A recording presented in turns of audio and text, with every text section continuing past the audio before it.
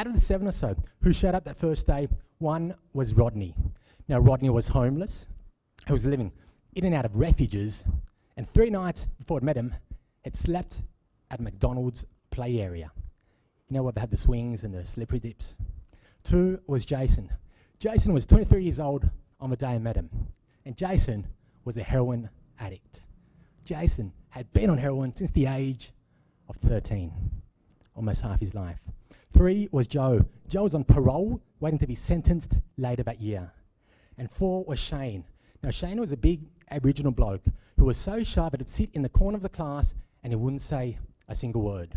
In fact, Shane was so shy that the reason why he'd come to this class in the first place wasn't because he'd wanted to learn. It's because he didn't have the courage to walk into Centrelink to ask for a form. He had to go to Welfare Centre to try and find someone who could walk into Centrelink to ask for a form for him.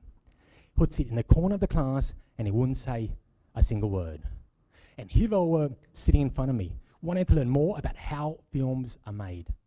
So that day I thought to myself, if you guys really want to learn about how films are made, why don't we just go out there, we'll make a film together. I suggested it, and they agreed.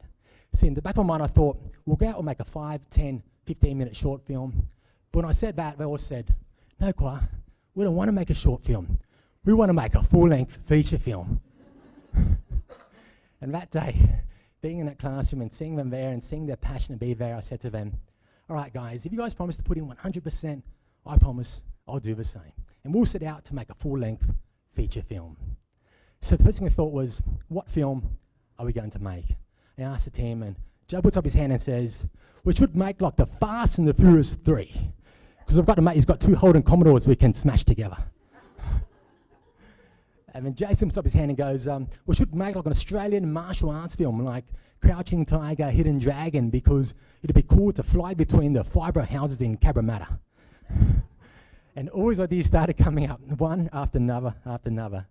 But as we started talking, what I realized was that one thing all these guys had in common was this feeling of being forgotten. All these guys, now it feels like they're caught in these cycles of drugs and homelessness and crime, and what how hard it is to break out of these cycles.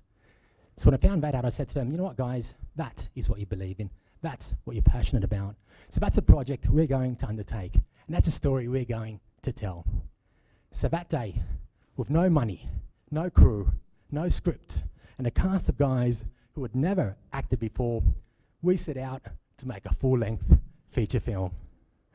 So the first thing is we thought we'd see if we can get some assistance to make this film. And we told our local newspaper, and they did a small article on us saying that we're making this film and that we needed assistance.